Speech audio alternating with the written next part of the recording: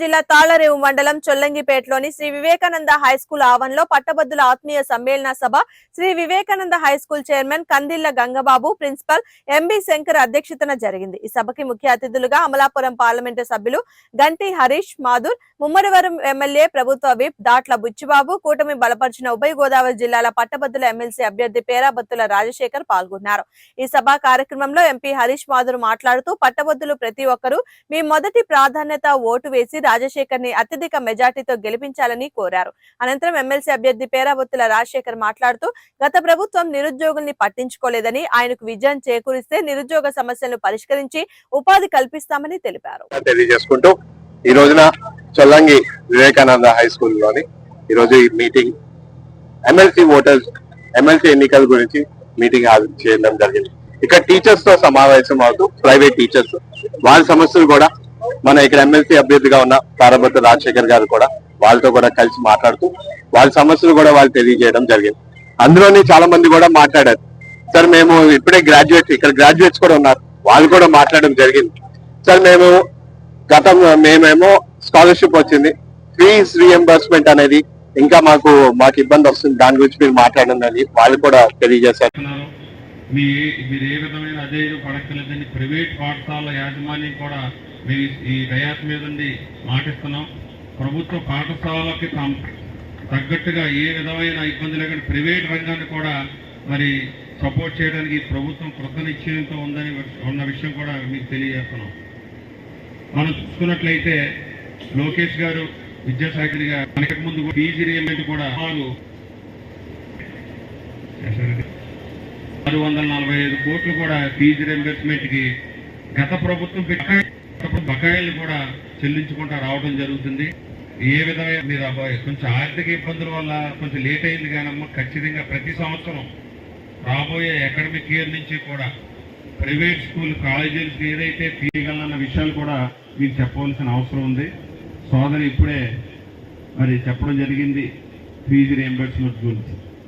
ఒక ఫీజు రీయింబర్స్మెంటే కాదు, మన ప్రాంతంలో నిరుద్యోగ పట్టభద్రులు ఎవరైతే ఉన్నారో వాళ్ళందరికీ కూడా ఉద్యోగ అవకాశాలు కల్పించే బాధ్యత కూడా ఈ ప్రభుత్వంతో కలిసి పనిచేసే బాధ్యత నా మీద కూడా ఉంటుందండి. ఖచ్చితంగా అన్నీ కూడా చేయవలసిన అవసరం కూడా ఉంది. గత ప్రభుత్వం మరి మనం చూసుకున్నట్లయితే జగన్మోహన్ రెడ్డి గారి ప్రభుత్వం ఆ రోజు వ్యవస్థలన్నీ మరి నాశనం చేసే క్రమంలో ప్రైవేటు విద్యారంగం కూడా పూర్తిగా అశ్రద్ధ చేయబడిన పరిస్థితి. పూర్తిగా అంటే ప్రైవేటు విద్యా రంగంలో ఏ స్కూలు ఉండకూడదు అన్న ఆలోచనతో రకరకాల జీవోలు తీసుకొచ్చి అధికారులతో ఒత్తిడి తీసుకొచ్చి, అలాగే ఫీజు రీయింబర్స్మెంట్లో కాకుండా చాలా ఇబ్బందులు పెట్టారు. మరి అన్ని సమస్యలను ఎదుర్కొని మీరు ఇంతవరకు నిలదొక్కుంటాం అనేది చిన్న విషయం కాదు. ప్రైవేటు రంగంలో ఉన్న విద్యా సంస్థలు కూడా ప్రభుత్వం పాఠశాలలకు ఎంత బాధ్యతగా ప్రభుత్వం చూస్తుందో ప్రైవేట్లో లేదు. ఈ శాసన మండలిలో ఎవరుండాలి? తెలివైనటువంటి శాసన మండలి సభ్యులు ఉండాలి. వాళ్ళు ఎవరు ఎన్నుకోవాలి? అది ముఖ్యంగా 2 రకాలు ఇచ్చాడు. ఒకటి టీచర్స్, అంటే డిగ్రీ, అంటే high school teachers, degree college lecturers, university ప్రొఫెసర్లు ఎన్నుకోవాలి.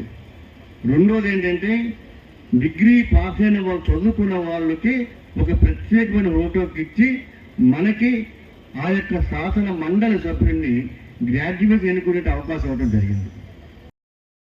సంస్థలకు ఉంది.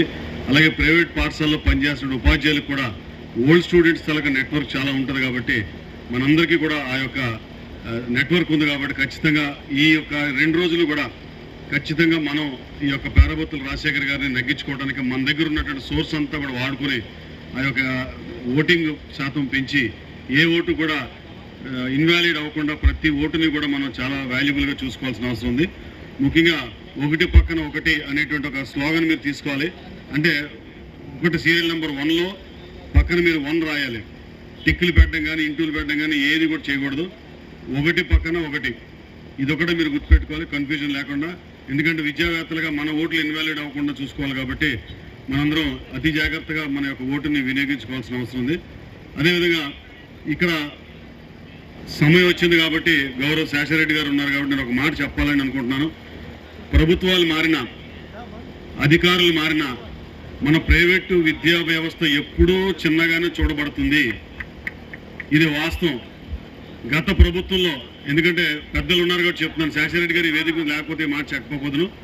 గత ప్రభుత్వం ఇచ్చినటువంటి జీవోల్ని, గత ప్రభుత్వం ఇచ్చిన పాలసీ డెసిషన్స్ని మనం ఛాలెంజ్ చేస్తే గౌరవ హైకోర్టు వాటిని కొట్టేయడం జరిగింది.